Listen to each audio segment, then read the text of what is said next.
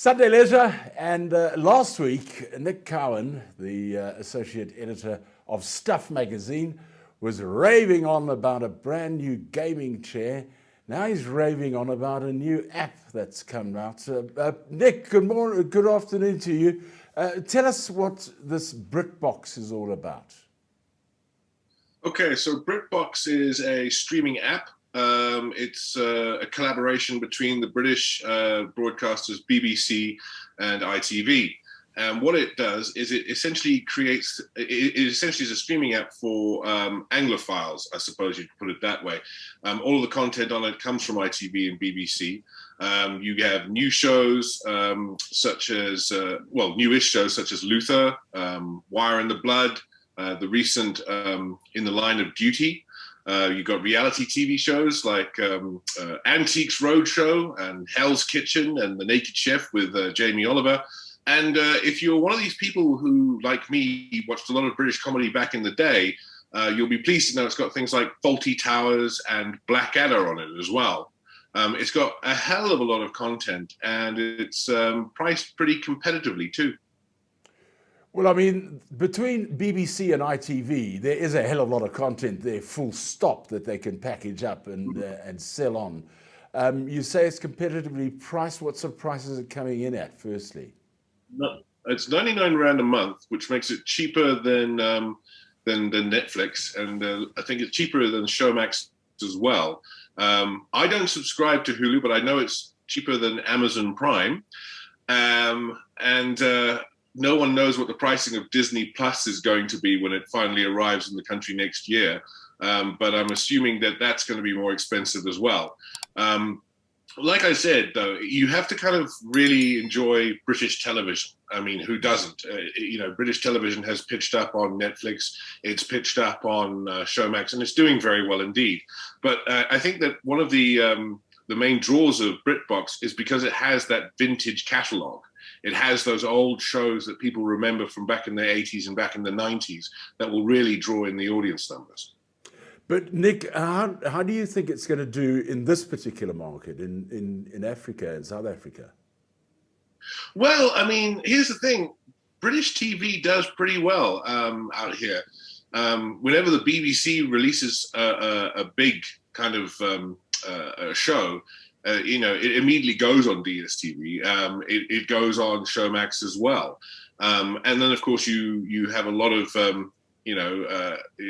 people who remember those shows from back in the day, who can really sort of like use BritBox to feed their nostalgia. So I think it's going to do rather well. It's currently got about 1.5 million subscribers worldwide. But one of the reasons it's going into new territories, I think, is to expand its reach, and I think that it will. Okay. Firstly, you said it's a streaming service, so it's only available on laptop and streaming facilities. No, not at all. If you have a smart TV, a Samsung TV, you can download it from the App Store right there, and you can watch it straight on your TV. I mean, you can watch it on a laptop, but if you have a smart TV that's compatible with BritBox, and you just go to the site to find out which that is, you can put it straight onto your television and watch it there, the same way you'd watch Netflix through those apps, the same way you'd watch YouTube clips through those apps.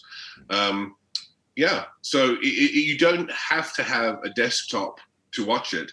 You can actually download it to your television and watch it in the living room like you would any other kind of entertainment you watch in your living room.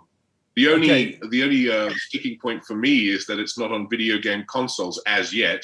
But, I'm prepared to take that hit for the team. Okay, but you've already mentioned a few names here, like Disney and Apple and all the rest of that. Isn't this whole this whole streaming service area becoming a little bit overtraded at this stage? Well, yes, it is. And I don't know if Netflix either knew, or if they did know, they didn't care what sort of Pandora's box they were opening back in the day when they first started going as a streaming service. But in the years since Netflix became a household name and garnered millions and millions of subscribers. A lot of companies that own content have decided, no, well, there's no reason for us to use Netflix as a platform. We can create our own platforms. You've seen a plethora of them coming out. Amazon, Apple TV, Hulu, Amazon Prime, Showmax, obviously, Disney Plus. I guess we're entering a stage where viewers are going to have to either be more discerning about which particular shows and movies they actually want to watch as the different contents gravitate to the different platforms, or they're going to have to get more high-paying jobs. Back in the day, you only needed one streaming service, that was Netflix. Now, if you want to watch the content that you want to watch, you might find yourself subscribing to several different streaming services. Yeah, until the day that some 14-year-old designs an app where you can go into all of them and put your own library together and watch whatever you want to from all of the different apps, and he'll make himself millions and millions of US dollars in the meantime. So. Either that, or he will probably get sued for millions and millions of US dollars. Nick, thank you very much once again for joining us. Nick Cowan is the associate editor of Stuff magazine, discussing BritBox, which, if you are a British TV fan, is probably right up your alley. And right up your alley, we've still got cooking and gardening as well on a Sunday right here on Mansfield Today. So you can take a look at those right here on YouTube. It's Mansfield Today. If you do like it, then press the subscribe button. Thank you for joining us. Till next time, bye-bye.